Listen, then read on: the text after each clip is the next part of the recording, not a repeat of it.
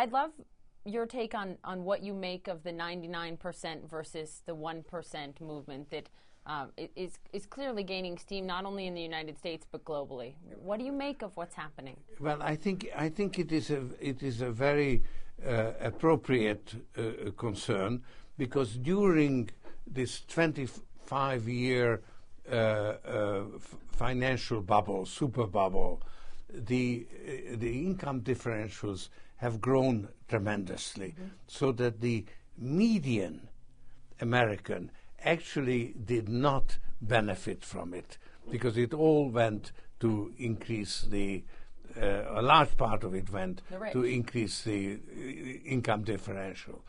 Now you have the sort of the morning after this wonderful party where you increased your leverage and debt. So you have this period of drying out, if you like. So this will bring slower growth, and if it could be accompanied by reducing the income differential, then actually the median American could actually be better off. Will we see more social unrest this year? Will the situation get worse? Should politicians pay more attention to what's brewing? Yeah, I'm afraid that in fact is brewing, because there's a great deal of frustration and anger. As I say, it's understandable, and I think something ought to be done. So that's why I'm personally very happy to pay more taxes. And it will increase if something is not done? The unrest? I think that's liable to happen, yes. Your name came up often by pundits at the height of the Occupy Wall Street movement as someone who donated to it. I'm wondering, did you contribute to the movement? No, I think it would have been a little unfair to them. For you don't think they would have taken your... I didn't want to embarrass them. But you do support. No, them. I did not support them.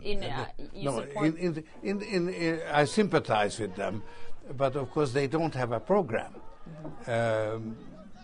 But I think they made this point about the 1%, and I think that will resonate with the public. You know, it's interesting. You've said recently that we're currently experiencing something similar to the collapse of the Soviet system. But when we saw the collapse of the Soviet system, we had a clear alternative. We had capitalism. Right. So the issue now is there a difference between what is possible and what say the Occupy movement is asking for, believes is ideal? Look, I think there is only one alternative to the current state of capitalism, a better form of capitalism.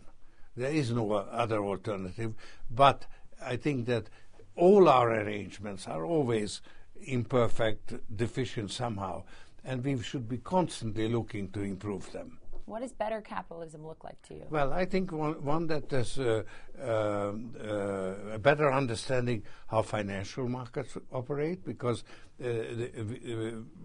our whole economy has become endangered by a financial system that has been allowed total freedom and has grown like cancer, actually, where 30% of the total profits in the country were in the financial sector. I mean, the contribution of financial services can't be as high as 30% of the total contribution of the economy. And you're saying, in essence, we have to regulate it more in a smarter way. Smarter. In a smarter way. Not more, because while the markets are imperfect, regulators are even more imperfect. So we have to come to terms with our own imperfection. And our economic theory is based on the assumption of rational expectations, that reason prevails. No, we have to face a world where imperfect understanding is behind our actions.